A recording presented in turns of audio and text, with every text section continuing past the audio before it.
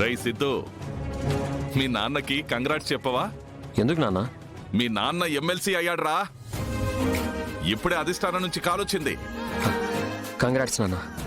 బిడ్డల కోరికలు తీర్చిన తండ్రులు ఎంతో మంది ఉన్నారా, కానీ ఇలా తండ్రి ఆశయాన్ని నెరవేర్చిన కొడుకువి నువ్వొక్కడివే. థ్యాంక్స్ రా సిద్ధు. నాకెందుకు నాన్న థ్యాంక్స్? ఇందులో నేనేం చేశానని?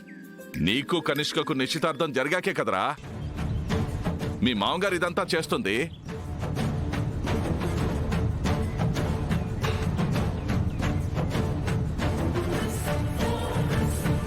అవును బాబు, నా కూతురు నిన్ను ప్రేమించింది.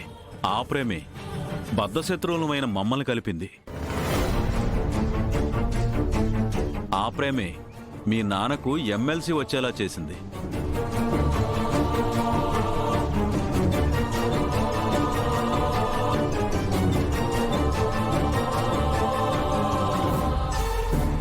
ఒరే నాన్న, మీ నాన్న ఎమ్మెల్సీ సీట్లో కూర్చునేదాకా అంటే ఒక నెల రోజులు మనం ఏ చిన్న తప్పు కూడా చేయకూడదురా సిద్ధు. మీ నాన్న పదవి పోవడానికి ఒక చిన్న పొరపాటు కూడా పెద్ద నష్టం చేస్తుంది. కాబట్టి మనం ఏం చేసినా సరే 1కి 10 సార్లు ఆలోచించాలిరా సిద్ధు. అంతేకాదు సిద్ధు, ఈ నెలలో మీ నాన్నని మంత్రిగా కూడా చేస్తా. మంత్రి గారి బియ్యంకడవడం నాకు కూడా గొప్పే కదా.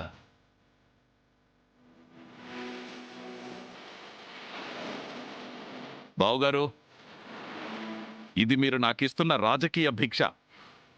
మీరు చేసిన ఈ పనికి నేను, నా కుటుంబం ఈ జన్మంతా రుణపడి ఉంటామని ప్రమాణం చేస్తున్నాం. రై సిద్ధు, మాటిస్తున్నాను రా.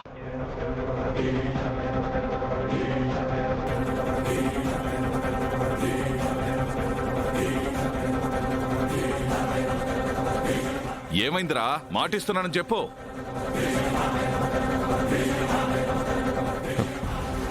ఇప్పుడు నాన్నకి మాటిస్తే తులసికి తాళి కట్టిన విషయం ఎలా చెప్తాను? రై సిద్ధు, ఏమైందిరా? మాట్లాడవేంట్రా?